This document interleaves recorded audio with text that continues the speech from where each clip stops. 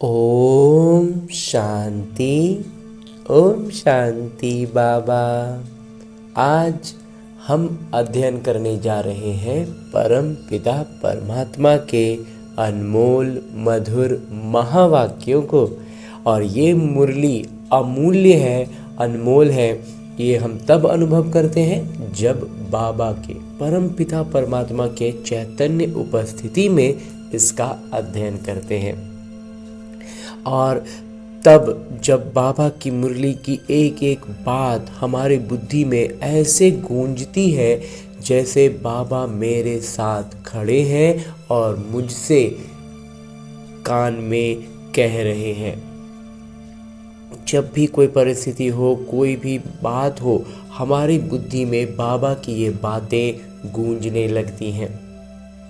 तो इतना श्रेष्ठ जब अनुभव होता है तो हमारे विकर्म विनाश होते हैं, क्योंकि हमारी प्रतिक्रियाएं बाबा की सारे गुणों से की स्मृति के साथ होता है और शक्तियों की जागृति के साथ होता है। तो विकर्म वहीं के वहीं भस्म होते हैं, विनाश होते हैं। तो ऐसा श्रेष्ठ अनुभव पाते हुए हम अपनी अवस्था में लगातार ऊपर उठ सकते हैं, ऊपर आते चले जाते हैं। और इसके लिए करना क्या होता है? बस छोटा सा एक काम है कि हमें अपने दिनचर्या में एक समय, एक स्थान निर्धारित करना है। उस स्थान पर उस समय बड़े फुर्सत से, बड़े इत्मीनान से बैठना है और ये काम प्रतिदिन करना है। कोई भी दिन न छूटे, हर दिन फुर्सत से बैठना है। एक विशेष स्थान अगर रखें, जैसे भक्ति मार्ग में हम पूजा के लिए, और समय भी इस ब्रह्मा कुमार का थोड़ा सा स्पष्टीकरण है कि समय का मतलब ये नहीं कि 7 बजे। इस ब्रह्मा कुमार का ऐसा मंथन है कि 7 बजे 8 बजे ये टाइम नहीं, बल्कि हमारे दिनचर्या में जैसे ही हम भक्ति में स्नान के बाद सबसे पहले पूजा करने के लिए पूजा का कमरे में जाते थे, जिनका घर में जैसा सुविधा हो उस स्थान पर चले जाना है और स्नान के बाद जाना। अगर स्नान में आज 7:30 बज गए तो इसका मतलब ये नहीं कि समय चेंज हो गया, नहीं, स्नान के तुरंत बाद का समय इस ब्रह्मा कुमार को मंथन में लगता है सबसे उचित है। तो वैसे ही स्थान भी पूजा के लिए जो अगर स्थान बना कर रखे हो तो उसी स्थान पर बैठना है। थोड़ा पवित्र हो, साफ सुथरा हो, तो उस स्थान पर बैठकर अब अपने हाथों में मुरली लेनी है और एक एक शब्द का बड़ी गहराई से अध्ययन करना है। और जब हम इसकी गहराइयों में धीरे धीरे उतरते जाएंगे ना, तो हम बाबा के चैतन्य उपस्थिति का अनुभव पाएंगे।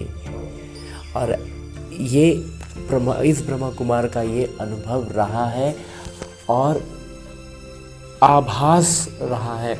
इसीलिए हम मुरली का अध्ययन बड़े फुर्सत से, इत्मीनान से बैठकर स्वयं से कम एक बार ज़रूर करना है। फिर हम YouTube पर सुनते रहें, सेंटर पर जाएं, सब अच्छी अच्छी बातें हैं, लेकिन जब हम फुर्सत से, इत्मीनान से अकेले बैठकर खुद से जब अध्ययन करते हैं ना, तो बाबा और मैं आमने सामने बैठ बातें कर रहे हैं, ऐसा अनुभव करते हैं।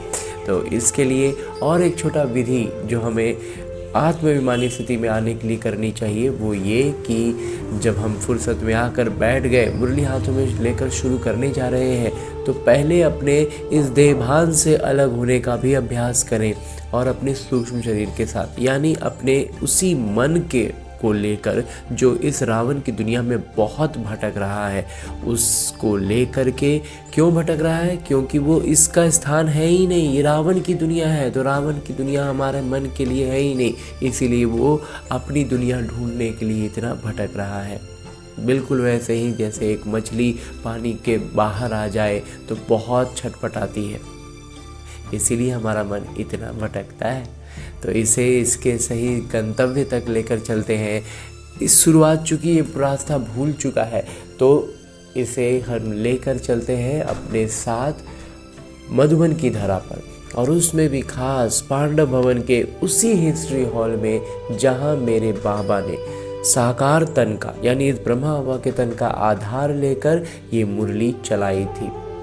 यूँ तो बाबा ने चलाई थी पहले, तभी आज हमें लिखित रूप में मिल रही है। लेकिन आज भी जब मैं आत्मा अपने आत्म अभिमानी स्थिति में स्थित होकर और स्थित होने के लिए, ये बहुत सरल अभ्यास है, इससे हम आत्माभिमानी स्थिति में स्थित होते हैं और तब बाबा की चैतन्य उपस्थिति का अनुभव पाते हैं।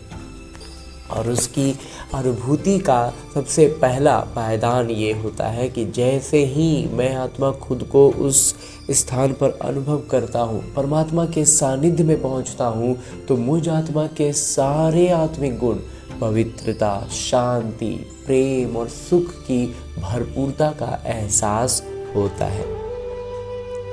बाबा सम्मुख बैठे हैं, दृष्टि से मुझ आत्मा में ज्ञान, प्रकाश और शक्तियों का प्रवाह कर रहे हैं, ऐसा भी अनुभव पाते हैं, जिससे चारों ओर आनंद का एक आवरण बन जाता है।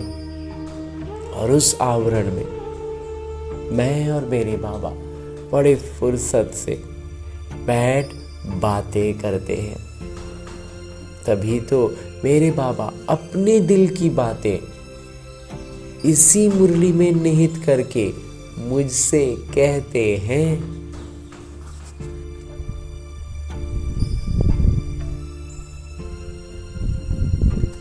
मीठे बच्चे, ये शरीर रूपी खिलौना आत्मा रूपी चैतन्य चाबी से चलता है।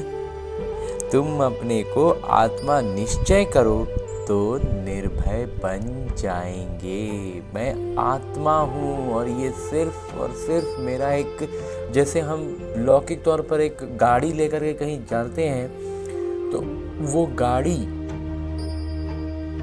से हम अलग हो जाएं तो फिर गाड़ी से हमें कोई मतलब नहीं रहेगा। बिल्कुल ऐसे ही ये शरीर के साथ है, उसमें तो हम बार बार निकलते बैठते हैं। इसमें एक बार बैठे हैं और एक बार निकलेंगे, लेकिन है बिल्कुल वैसे ही। और ये आत्मा की जो चैतन्यता है, जो ऊर्जा है, उसी से ये इतना बड़ा शरीर चल रहा है। कुछ दिन पहले बाबा ने मुरली में कहा था कि ये बात का ध्यान रखो कि ये इतना बड़ा शरीर इतनी छोटी बिंदी आत्मा चला रही है। ऊर्जा इसी से आ रही है। जो धड़कन लगातार चलती है ना, वो आत्मिक ऊर्जा से ही चलती रहती है। हाँ जी बाबा। आगे प्रश्न रूप में मेरे बाबा कहते हैं कि आत्मा शरीर के साथ खेल खेलते नीचे आई है, इसलिए उसको कौन सा नाम देंगे? उत्तर बतलाते हैं मेरे बाबा, कठपुतली। जैसे ड्रामा में कठपुतलियों का खेल दिखाते हैं, वैसे तुम आत्माएं कठपुतली की तरह 5000 वर्ष में खेल खेलते नीचे पहुंच गई हो। बाबा आए हैं तुम कठपुतलियों को ऊपर चढ़ने का रास्ता बताने। अब तुम श्रीमत की चाबी लगाओ तो ऊपर चले जाएंगे। हाँ जी बाबा। गीत है महफिल में जल उठी शमा। ओम शांति।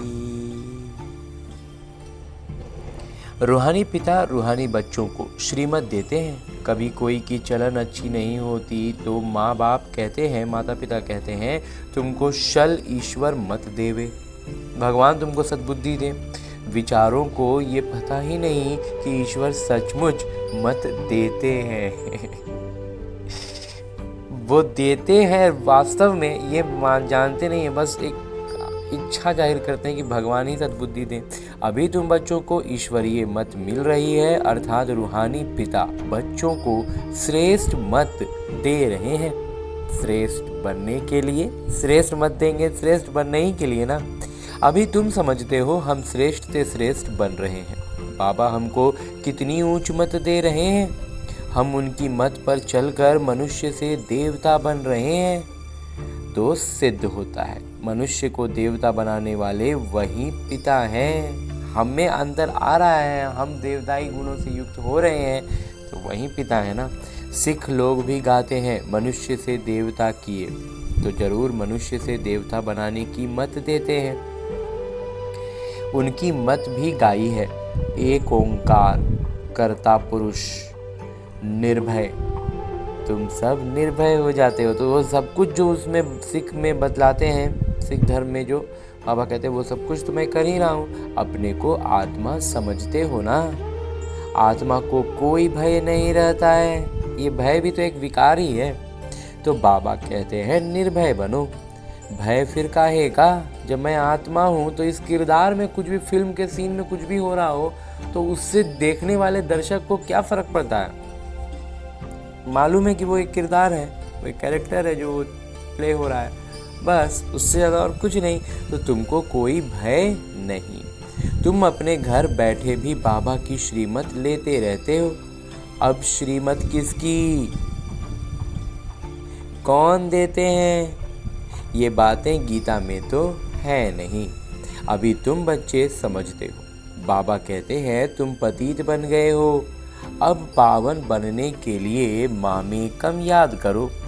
ये पुरुषोत्तम बनने का मेला संगम युग पर ही होता है। बहुत आकर श्रीमत लेते हैं, इसको कहा जाता है ईश्वर के साथ बच्चों का मेला। ईश्वर भी निराकार है, बच्चे यानी आत्माएं भी निराकार हैं। हम आत्मा हैं, ये पक्की पक्की आदत डालनी, एकदम से भान ये हो जाए, एकदम से भीतर से हम ये पूरी तरह से कॉन्शियसली सबकॉन्शियसली हम इस बात को, हमारी कॉन्शियस और सबकॉन्शियस माइंड में ये बात एकदम सेट हो जाए कि मैं आत्मा हूँ और ये शरीर मेरे किरदार निभाने के लिए एक यंत्र है, उससे ज़्यादा और कुछ नहीं। और ये किरदार ड्रामानुसार है और मुझे इस किरदार से अलग होकर अपनी वास्तविक आत्मिक अवस्था को, अपनी आत्मिक गुणों और शक्तियों की जागृति में आना है। बाबा कहते हैं ये पक्की पक्की आदत डाली। जैसे खिलौनों को चाबी दी जाती है तो डांस करने लग पड़ते हैं, तो आत्मा भी इस शरीर रूपी खिलौने की चाबी है। आत्मा इनमें न हो तो कुछ भी कर ना सके। तुम हो चैतन्य खिलौने।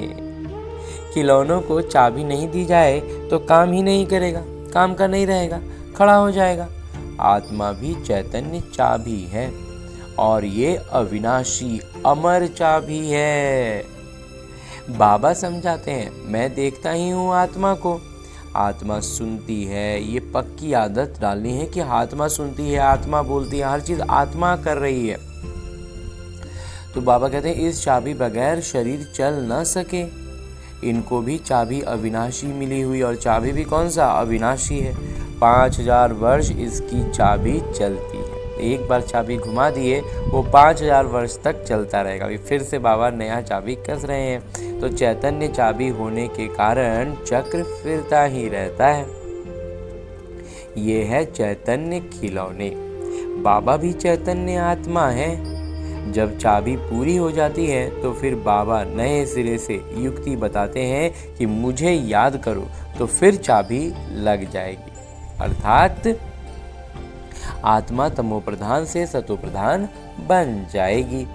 जैसे मोटर से पेट्रोल खत्म होने पर फिर भरा जाता है ना, अभी तुम्हारी आत्मा समझती है हमारे में पेट्रोल कैसे भरेगा। बैटरी खाली होती है तो फिर उनमें पावर भरी जाती है ना। तो बैटरी खाली होती है तो लाइट खत्म हो जाती है। अब तुम्हारी आत्मा रूपी बैटरी भरती है। जितना याद करेंगे उतना पावर भरती जाएगी। इतना 84 जन्मों का चक्र लगा है, बैटरी खाली हो गई है। तो बैटरी चार्ज करने के लिए भी है ना, वोल्टेज कितना अच्छा वोल्टेज में आ रहा है, और वो वोल्टेज है हमारी योग की अवस्था। एकदम लो वोल्टेज में ना बहुत धीमा चार्जिंग होता है, बहुत हाई वोल्टेज में बहुत तेज चार्जिंग होती है। तो इन सब चीज़ों से भी फर्क पड़ता है। वोल्टेज लौकिक में है, अलौकिक में क्या होगा, कितना अविचलित हमारी याद रहती है, कितना निरंतर हम बाबा की याद में रह पाते, कितने अधिक समय तक बिना किसी हिल डोल के, बिना मन के इधर उधर भटके, कितना हमारी अवस्था ऊपर उठ पाती है। जितनी अवस्था ऊंची होती जाएगी वोल्टेज उतना अच्छा मिलेगा और चार्जिंग और ज़्यादा फास्ट होती जाएगी। इसलिए बाबा कहते हैं कि सतो रजो तमो में आई है। तो आत्मा का ये किरदार ही रहा कि वो शुरू में सतों में, फिर रजों, फिर तमों में आई है। धीरे धीरे बैटरी डिस्चार्ज होता गया, चाबी ख़त्म होती गई। अब फिर बाबा आए हैं चाबी देने अथवा बैटरी को भरने। पावर नहीं है तो मनुष्य कैसे बन जाते हैं?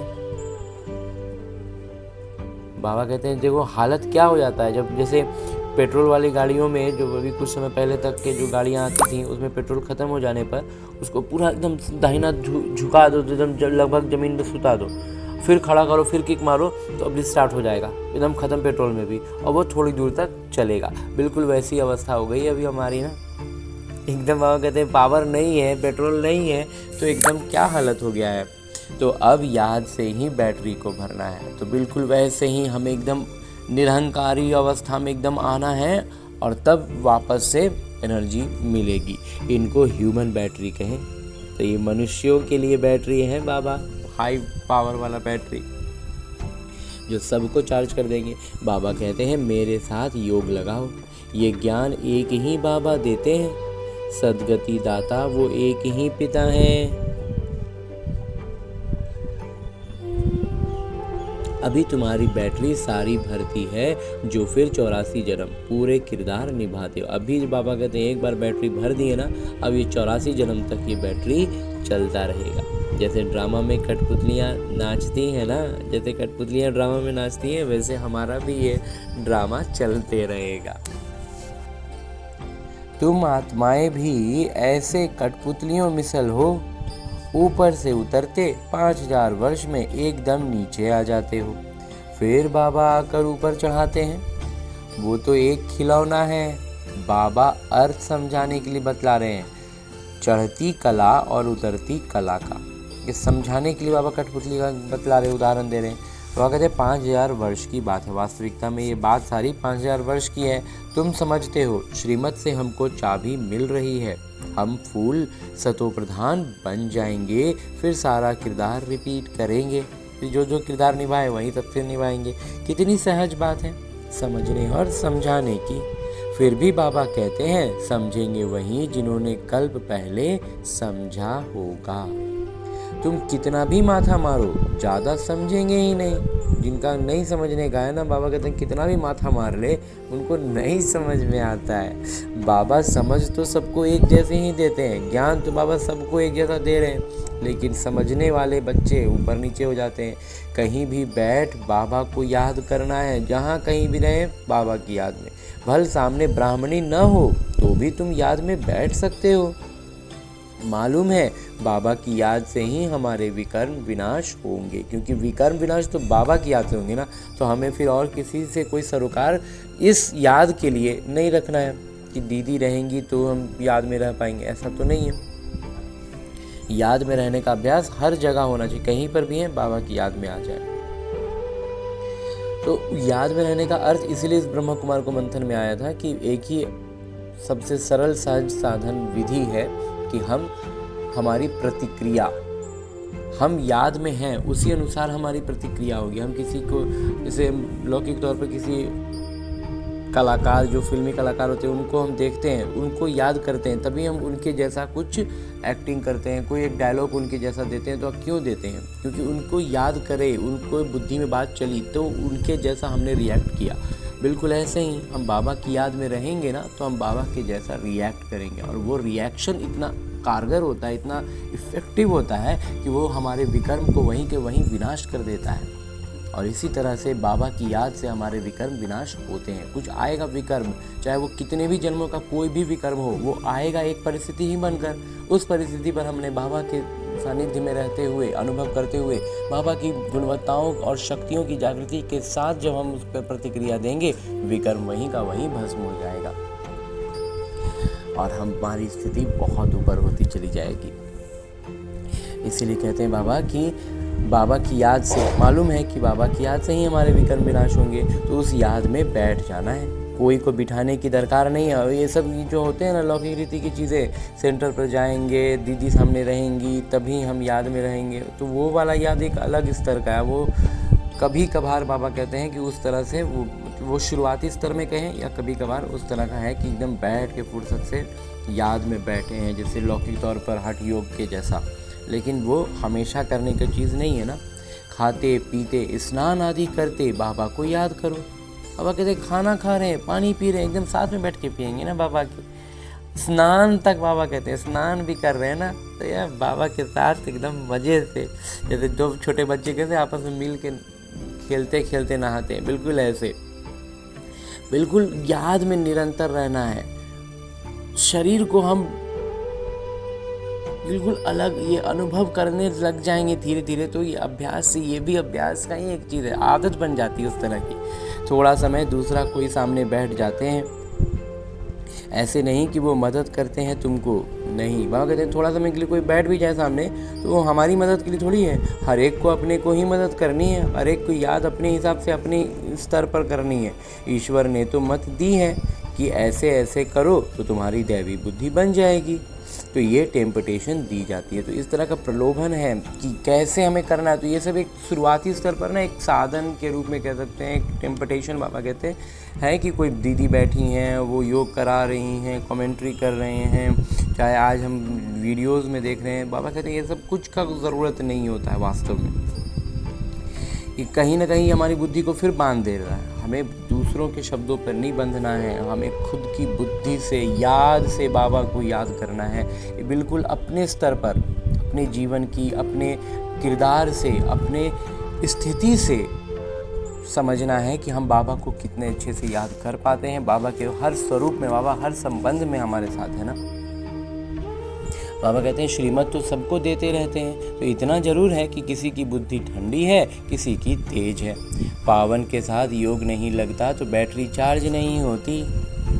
बाबा की श्रीमत नहीं मानते हैं, योग लगता नहीं। बाबा कहते हैं श्रीमत नहीं मानेंगे, श्रीमत पर नहीं रहेंगे। सबसे पहले इस ब्रह्मा कुमार का भी अनुभव रहा है कि जब तक पवित्रता की धारणा नहीं होती है, जो पहले तो मोटा वाला मूल जो काम विकार की पवित्रता होती है ना, उसकी धारणा जब अच्छे से होती है ना, तब सब कुछ परिवर्तन होने लगता है। अगर वो नहीं होता है ना तो परिवर्तन दिखाई ही नहीं देगा, सब ऊपर ऊपर रह जाएगा, भीतर कुछ जाएगा ही नहीं। इसलिए बाबा कहते हैं कि अगर किसी को लगता है कि नहीं हो पा रहा है, हमसे नहीं होता है, तो बाबा उसके लिए उत्तर बतलाते हैं कि बाबा की श्रीमत नहीं मानते हैं, योग लगता ही नहीं। जब श्रीमत नहीं मानेंगे तो योग लगेगा ही नहीं। तुम अभी फील करते हो, हमारी बैटरी भरती जाती है। और जब हम योग में आते हैं ना तो अनुभव करते हैं कि हम कैसे धीरे धीरे ऊर्जावान होते जा रहे हैं।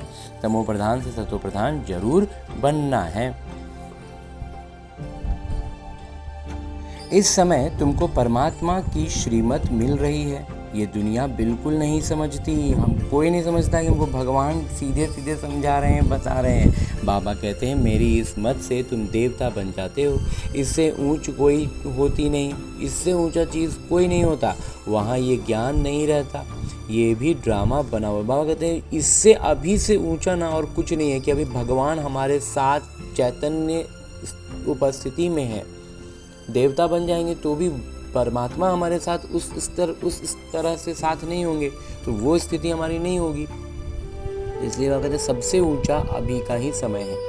ये ड्रामा में ही ऐसा है। तुमको पुरुषोत्तम बनाने के लिए बाबा संगम पर ही आते हैं, जिनका फिर यादगार भक्ति मार्ग में मनाते हैं। दशहरा भी मनाते हैं ना। जब बाबा आते हैं तो दशहरा होता है, 5000 वर्ष बाद हर बात रिपीट होती है। हाँ जी बाबा, तुम बच्चों को ही ये ईश्वरीय मत अर्थात श्रीमत मिलती है, जिससे तुम श्रेष्ठ बनते हो। तुम्हारी आत्मा सतो प्रधान थी, वो उतरते उतरते तमो प्रधान भ्रष्ट बन जाती है। फिर बाबा बैठ ज्ञान और योग सिखलाकर सतो प्रधान श्रेष्ठ बनाते हैं। बतलाते हैं तुम सीढ़ी नीचे कैसे उतरे हो। बाबा कहते हैं धीरे धीरे तुमको सब कुछ ज्ञान स्पष्ट होने लगा, कैसे हम धीरे धीरे नीचे उतरे। ड्रामा चलता रहता है, इस ड्रामा के आदि मध्य अंत को कोई भी जानते नहीं है। बाबा ने समझाया है, अब तुमको स्मृति आई है ना। जब बाबा समझाते हैं तो थोड़ा थोड़ा समझ में आने लगती है बात, याद आता है। बाबा कहते हैं हर एक के जन्म की कहानी तो सुना नहीं सकेंगे, अब हर एक आत्मा का अलग अलग कहानी तो बाबा नहीं सुनाएंगे, लिखी नहीं जाती जो पढ़कर सुनाई जाए। ये बाबा बैठ समझाते हैं कि लगभग सबका कहानी ऐसा ही है कि सतयुग में सुख में थे, धीरे धीरे कलाएं कम होती, पहले कलाएं कम होती हैं, आत्मा की स्थिति नीचे आती है, उसका प्रभाव बाहर दिखता है, जो हम देखते आए कि लगातार कैसे अवस्थाएं हमारी गिरती गई। तो पहले आत्मा की स्थिति में परिवर्तन आता है और फिर वो चीज़ बाहर मैनिफेस्ट होती है। तो अभी सबकी स्थिति इतनी बुरी हो चुकी है, इतनी पतित हो चुकी है कि वही चीज़ बाहर दिख रही है, इसलिए हर तरफ हमें बुरा ही बुरा दिख रहा है। जैसे जैसे हम श्रेष्ठ अवस्था को पाते जाएंगे, हम इस स्थान से, इस जगह से, भी कल ही बाबा ने कहा ना, ये गांव हमारे रहने लायक नहीं है, तो यहाँ से हम निकल जाएंगे। तो हमें ध्यान सिर्फ अपनी अवस्था पर रखना है, बाकी चीज़ें अपने आप होंगी, बाकी सब बाबा करेंगे, प्रकृति मदद करेगी। जो एकदम से इस रावण के ही निमित्त बने हुए हैं, वो लोग विनाश में अपना योगदान देंगे, हमें इन सब से सीधे निकल जाना है। इसलिए इस ब्रह्मा कुमार का मंथन रहा है कि ये बाढ़ है और उस बाढ़ में हमेशा गंदगी ही उपलाती है, ऊपर ऊपर आती है, पूरा बह कर आती है, अनचाही चीज़ें बहुत आती हैं। तो हमें क्या करना है, हमें उनसे एक एक उसमें अपने आप को रोक करके अपनी ताकत को बर्बाद नहीं करना, हमें उससे निकल जाने में अपनी ऊर्जा लगानी है कि हम उस बाढ़ से कैसे, कहीं ना कहीं बाढ़ का पानी का किनारा तो होगा ही, उसमें हम किनारे पकड़ लें और थम जाएं। और वो किनारे मेरे बाबा है ना, इसलिए बाबा कहते हैं ये बैठ समझाते हैं, सारी बातें बाबा हमें बैठ कर समझाते हैं। अभी तुम सो ब्राह्मण बने हो, फिर सो देवता बनना है। अभी ब्राह्मण बने, फिर देवता बनेंगे। बाबा ने समझाया है, ब्राह्मण, देवता, क्षत्रिय तीनों धर्म में स्थापन करता हूँ। बाबा एक ही बार में तीनों धर्म स्थापन करते हैं। अभी तुम्हारी बुद्धि में है, हम बाबा द्वारा ब्राह्मण वंशी बनते हैं, फिर सूर्यवंशी, चंद्रवंशी बनेंगे। तो जो सूर्यवंशी बने वो तो चंद्रवंशी बनेंगे ही, और जो नहीं बने लेकिन बाबा का ज्ञान लिए हैं तो वो चंद्रवंशी भी बनेंगे। तो जो नापास होते हैं वो चंद्रवंशी बन जाते हैं। और वहीं जो इस ब्रह्मा कुमार ने अभी जस्ट तुरंत कहा कि जो बिना उतना ऊपर नहीं गए लेकिन ज्ञान समझाया, ज्ञान हुए, तो कहीं ना कहीं वो चंद्रवंशी बनेंगे। बाबा कहते हैं जो नापास होंगे वो चंद्रवंशी। तो किस में नापास? योग में। ज्ञान तो बहुत सहज समझाया जाता है, कैसे तुम 84 का चक्र लगाते हो, ज्ञान बाबा कहते हैं एकदम सहज है, एक बार में समझ में आने वाली चीज़ है। नहीं समझ में आता ये हमारी अवस्था है, लेकिन समझ में आ जाए ना तो योग भी अच्छा लगे ना। समझ में आने का मतलब भीतर बात बैठ जाए, हमारी बिलीफ सिस्टम में वो चीज़ आ जाए तब। मनुष्य तो 84 लाख कह देते तो कितना दूर चले गए हैं। अभी तुमको मिलती है ईश्वरीय मत, अभी हमें मिल रही है ईश्वरीय मत। ईश्वर तो आते ही हैं एक बार। तो जब ईश्वरीय मत मिलती है तो हम जानते हैं कि परमात्मा जो है वो एक ही बार आते हैं। तो उनकी मत भी एक ही बार मिलेगी। जब एक बार बाबा आएंगे तो एक ही बार मत भी मिलेगा ना। एक देवी देवता धर्म था, जरूर उन्हों को ईश्वरीय मत मिली थी। उनके आगे तो हुआ संगम युग, उनके ठीक पहले तो सतयुग के ठीक पहले तो संगम युग है, तो यहीं पर ना मिला होगा। तो बाबा आकर दुनिया को बतलाते हैं, तुम अब बदल रहे हो। इस समय तुमको बाबा बदलाते हैं, हमें बाबा बदल रहे हैं ना, परिवर्तन हमारा बाबा कर रहे हैं ना। तुम कहेंगे कल्प कल्प हम बदलते आए हैं, बदलते ही रहेंगे। ये चैतन्य बैटरी है ना, वो है जड़। बच्चों को मालूम हुआ है 5000 वर्ष बाद बाबा आए हैं, श्रेष्ठ से श्रेष्ठ मत भी देते हैं। ऊंचते ऊंच भगवान की ऊंच मत मिलती है, जिससे तुम ऊंच पद पाते हो। तुम्हारे पास जब कोई आते हैं तो बोलो तुम ईश्वर की संतान हो ना। ईश्वर शिव बाबा हैं, शिव जयंती भी मनाते हैं, वो हैं भी सद्गति दाता। उनको अपना शरीर तो है नहीं, तो किसी के द्वारा मत देते हैं। तो किसके द्वारा मत देते? बाबा कहते हैं वो तो उनका तो शरीर है नहीं, वो तो निराकारी है, तो वो मत किसके द्वारा देते हैं? तुम भी आत्मा हो, इस शरीर द्वारा बातचीत करती हो ना। शरीर बगैर आत्मा कुछ कर ना सके। निराकार पिता भी आए कैसे? गायन भी है, रथ पर आते हैं, फिर कोई ने क्या बैठ बनाया है। तो रथ का मतलब फिर कुछ और ही निकाल दिए, लेकिन बाबा कहते हैं रथ का मतलब मानव तन ही होगा ना। तो त्रिमूर्ति भी सूक्ष्म तन में बैठ दिखाए हैं। बाबा समझाते हैं ये सब है साक्षात्कार की बातें। बाकी रचना तो सारी यहाँ है ना, तो रचता पिता को भी यहाँ आना पड़े, तो उन्हीं रचता पिता को भी आना पड़ता है इस पतित दुनिया में। पतित दुनिया में ही आकर पावन बनाना है, पतित दुनिया में आएंगे तब ना पावन बनाएंगे।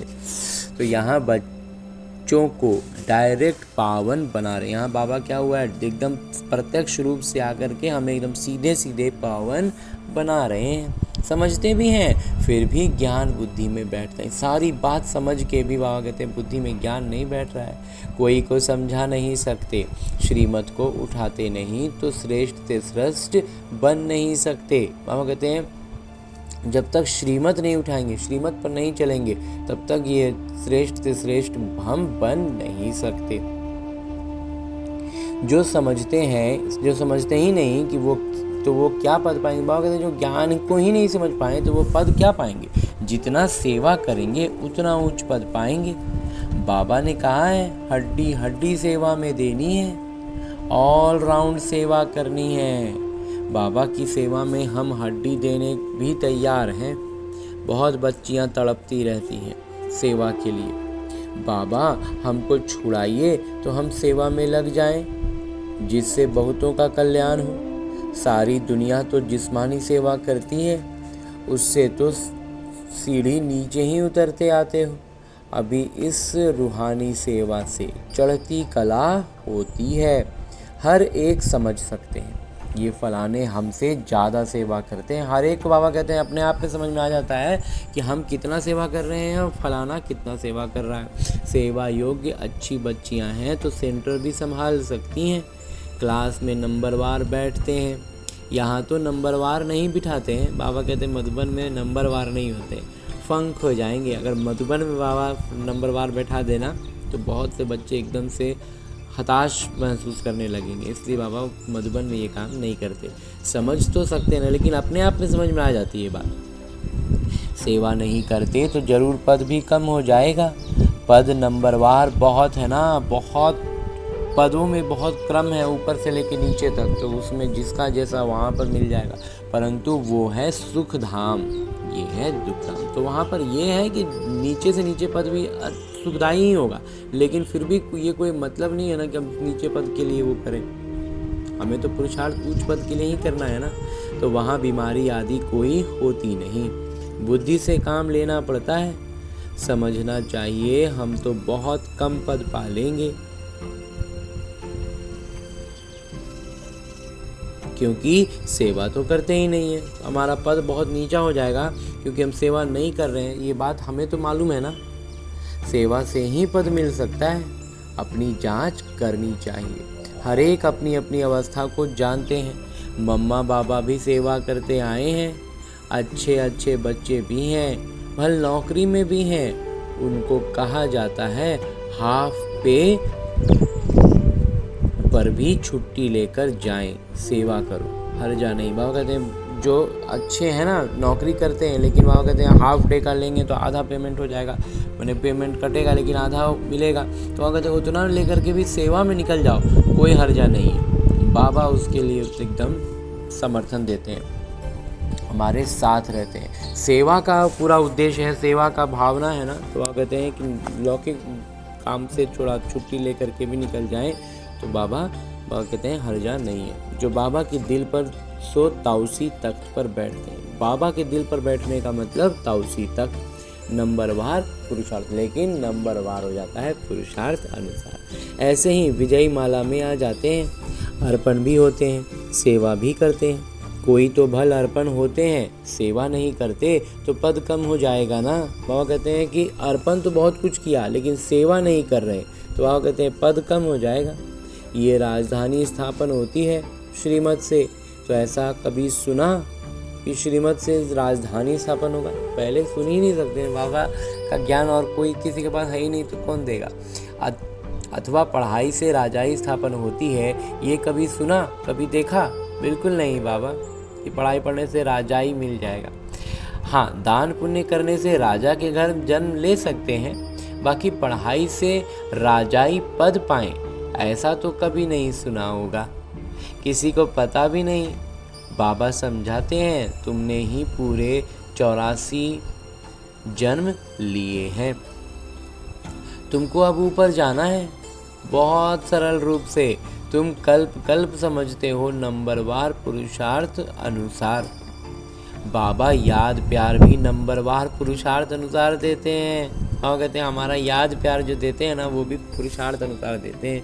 बहुत याद प्यार उनको देंगे जो सेवा में है, जो अपनी जांच करनी है। और कहते हैं तो अपनी जांच करो कि मैं दिल पर चढ़ा हुआ हूँ, मैं बाबा के दिल पर चढ़ा हुआ हूँ। अपने आप में समझो, मंथन करो। माला का दाना बन सकता हूँ, अनपढ़े जरूर पढ़े हुए के आगे भरी ढोएंगे।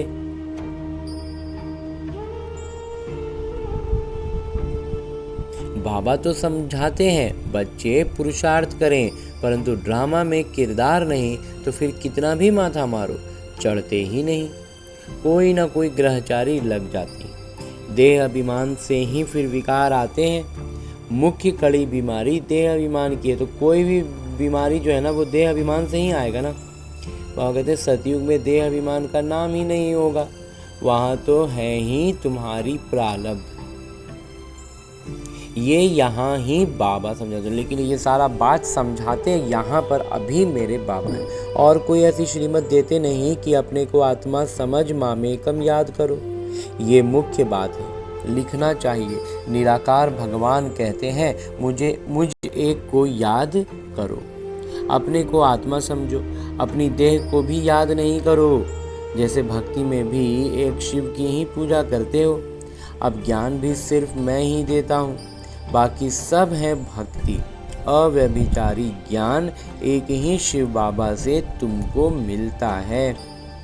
ये ज्ञान सागर से रत्न निकलते हैं, उस सागर की बात नहीं है, लौकिक सागर की बात बाबा नहीं करते हैं।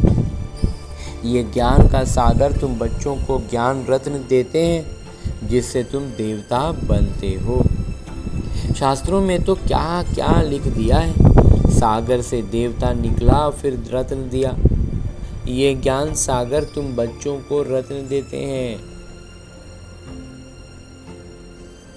तुम ज्ञान रत्न चुगते हो। बाबा कहते हैं जब हमें बाबा ज्ञान रत्न देते हैं तो हम चुगते हैं।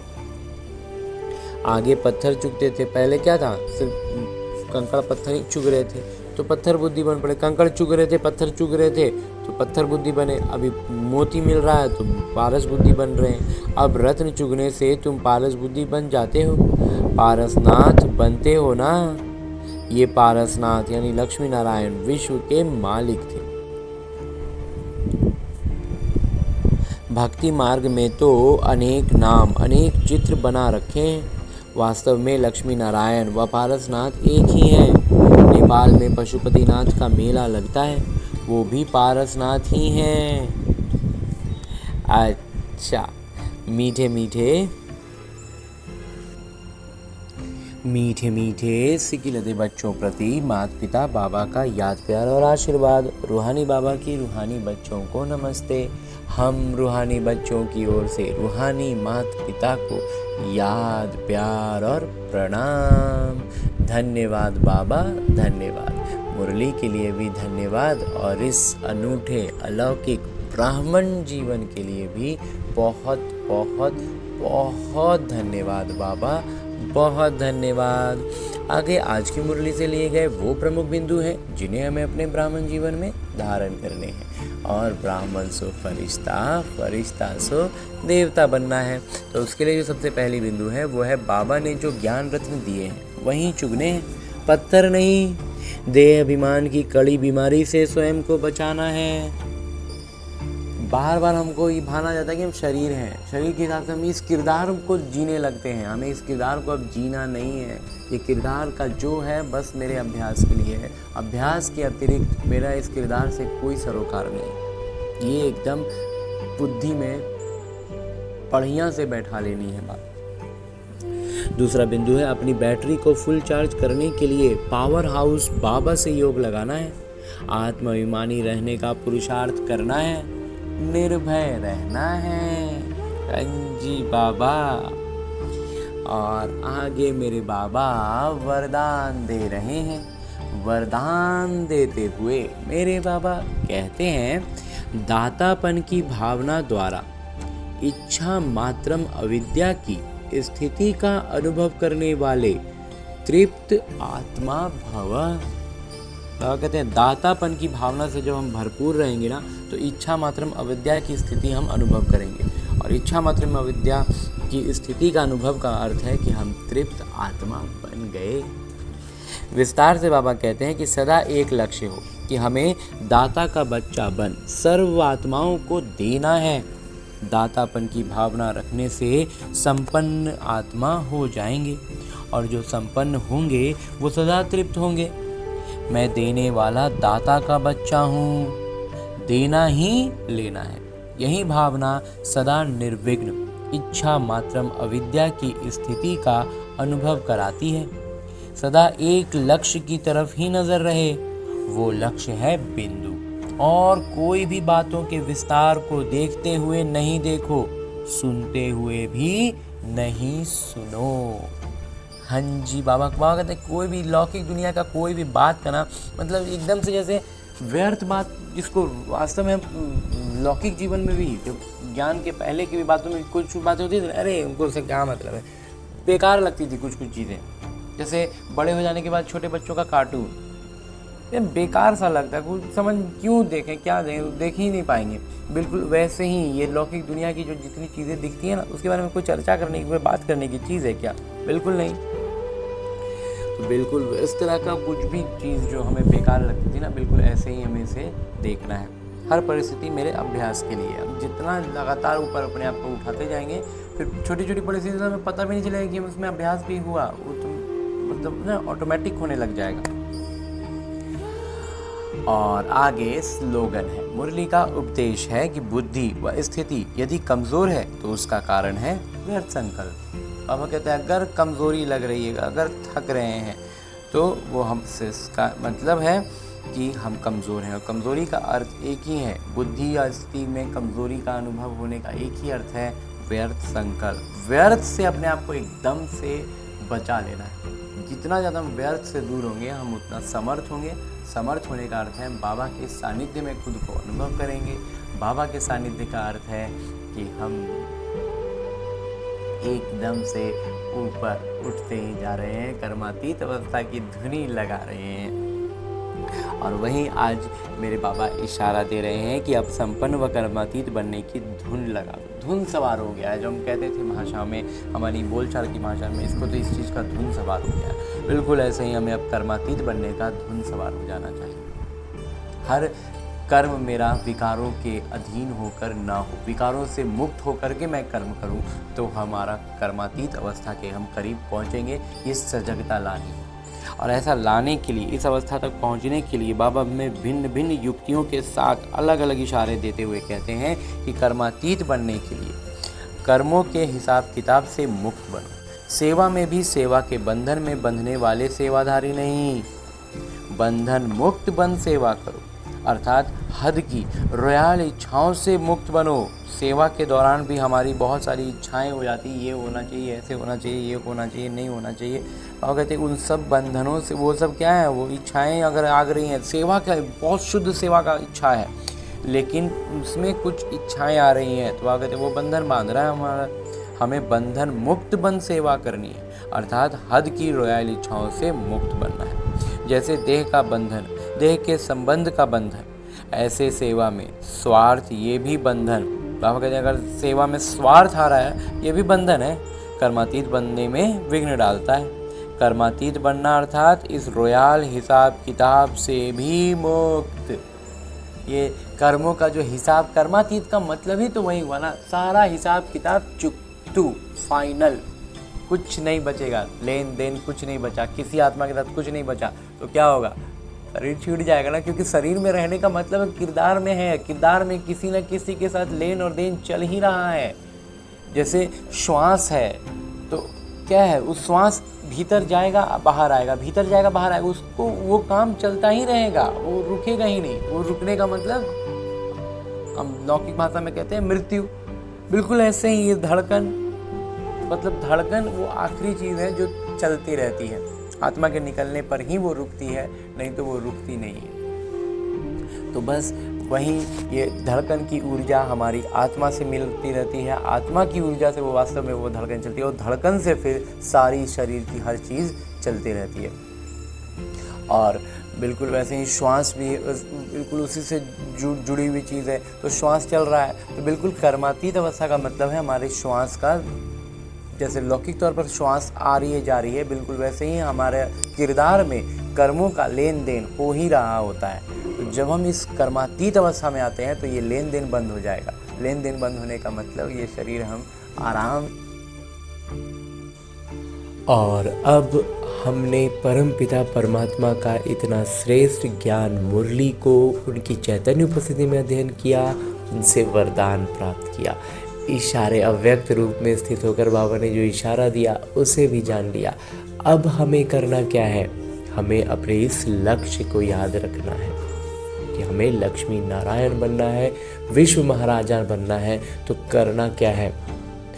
इन सारी ज्ञान की बातों को वास्तविक जीवन में अपनाना है। और ये वास्तविक जीवन भी कहना एक तरह से गलत होगा, क्योंकि ये जो मेरा लौकिक जीवन है ये बस और बस मेरे अभ्यास के लिए है। उसका एक अभ्यास पुस्तिका है जिसमें आने वाली हर परिस्थिति मेरे लिए एक प्रश्न है, और उस प्रश्न का मैं कितना आत्माभिमानी स्थिति में रहकर उत्तर देता हूँ, उस पर अपनी प्रतिक्रिया देता हूँ, वही निर्धारित कर रहा है कि मैं अपने लक्ष्य के कितने करीब पहुँच रहा हूँ। तो इसके लिए अभी फ़िलहाल हमें लौटना है अपने इस स्थूल शरीर में, अपने इस किरदार, जहाँ मुझे न केवल अपने सारे आत्मिक गुणों की स्मृति रखनी है बल्कि अष्ट शक्तियों की जागृति रखनी है। और उन अष्ट शक्तियों को इस ब्रह्मा कुमार ने अपने मंथन से इस क्रम में सजाया है कि सबसे पहले हमारे भीतर ज्ञान के बाद जो शक्ति जागृत होती है वो होती है सहन शक्ति। जब हम ज्ञान की महीन बातों को नहीं समझ पाते हैं, कुछ स्पष्ट नहीं हो पाता है, या जहाँ पर भी जिस भी परिस्थिति में हम स्पष्टता में थोड़ा भी उलझते हैं, तो अगर लेकिन निश्चय पूरा होता है तो हम सहन शक्ति की जागृति के साथ हर परिस्थिति को पार कर पाते हैं। उसके बाद जो जागृत होती है वो होती है परखने की शक्ति, और उसी के साथ साथ निर्णय करने की शक्ति। अब निर्णय क्या करना है? निर्णय करने के लिए हमारे पास 5 शक्तियाँ हैं कि हमें इन 5 में से कौन सी शक्ति का इस्तेमाल करना है। तो इसमें सबसे पहला इस ब्रह्मा कुमार को लगता है कि है समेटने की शक्ति। समेटने की शक्ति का अर्थ है, इस ब्रह्मा कुमार का मंथन रहा है कि सबसे पहले जो आती है वो है समेटने की शक्ति। समेटना क्या है? अपने उन पुराने संस्कारों को जो रावण के प्रभाव में बने हैं। दूसरा है समाने की शक्ति। वही सारी संस्कार जो अन्य आत्माओं में, संबंध संपर्क की आत्माओं में रावण के प्रभाव में पनपे हैं, विकसित हुए हैं और वो उनसे घिरे हुए हैं, तो उनको उस नज़र से हम देख पाएँ, इसके लिए हमें शक्ति जो चाहिए वो है समाने की शक्ति। तो उनके रावण के प्रभाव में बने संस्कारों को समाने की शक्ति। उसके बाद जो आती है वो है संकीर्णता की शक्ति। संकीर्णता की शक्ति का अभिप्राय इस ब्रह्मा कुमार के मंथन के अनुसार है कि जहाँ पर हमारा हस्तक्षेप का या फिर हमारे इन्वॉल्व होने का, हमारे उससे जुड़ने का कोई अर्थ नहीं है, हमारे लिए वो व्यर्थ है, तो वैसे में अपने आप को उसमें जोड़कर हम खामोखा में कहीं उलझ ना रहे हो, इसके लिए भी, इसका स्पष्टीकरण के लिए भी हमें शक्ति चाहिए कि जहाँ ज़रूरत, मतलब संकीर्णता के साथ, मतलब जिसको कहते हैं कि आराम से हम निकल सकते हैं और हम झूठ मूठ में फंस रहे हैं, वो काम ना करके, तो इसके लिए भी शक्ति चाहिए। तो वही है संकीर्णता की शक्ति।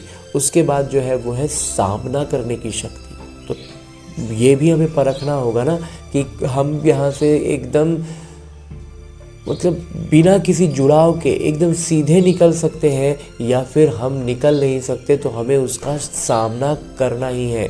तो हम उस परिस्थिति का, उन बातों का अच्छे से सामना कर पाएँ, उसके लिए भी हमें जो शक्ति चाहिए वही है सामना करने की शक्ति। और उसके बाद जो एक शक्ति है उसका नाम है सहयोग की शक्ति। सहयोग की शक्ति का अर्थ है कि जब हम अपने सारे गुणों और शक्तियों से खुद को भरपूर अनुभव करते हैं, सारी शक्तियों की जागृति के साथ होते हैं, तब हम अन्य आत्माओं को सहयोग दे सकते हैं। यूँ तो हम यहाँ गलती ये करते हैं कि आज हमने पहला ज्ञान समझा और हम दूसरों को बताते हैं, तो ये बहुत खुशी और उमंग उत्साह के लिए ठीक है, लेकिन दूसरों को बताने में अगर हम पीछे हो रहे हैं, हम फिसल रहे हैं, वो हमें खींच ले रहे हैं, तो इसका मतलब है कि हम सहयोग की शक्ति से भी निपुण नहीं हुए हैं। तो जब तक हम खुद का पाँव अच्छे से न जमा लें, हम बाढ़ में किसी बह रहे या व्यक्ति को लौकिक तौर पर अगर उदाहरण के रूप में देखें तो किसी को बहता हुआ क्यों हम रोकें और खुद ही हमारे पाँव जमे नहीं हैं, हमने खुद को रस्सी से कोई चीज़ से बांधा नहीं है, तो फिर हम दूसरों को मदद नहीं कर सकते हैं, हम खुद ही बहने लग जाएंगे। तो इसलिए हमें इस बात का स्मृति रखनी है, इस शक्ति को भी समझना है। तो इस तरह की अष्ट शक्तियों की जागृति के साथ सारे सातों आत्मिक गुणों को स्मृति में रखते हुए सारी प्रतिक्रियाएं हमारे इसी अनुसार हो, ऐसा अभ्यास करने के लिए लौटते हैं अपने इस किरदार में, अपने इस स्थूल शरीर में। अच्छा, ओम शांति।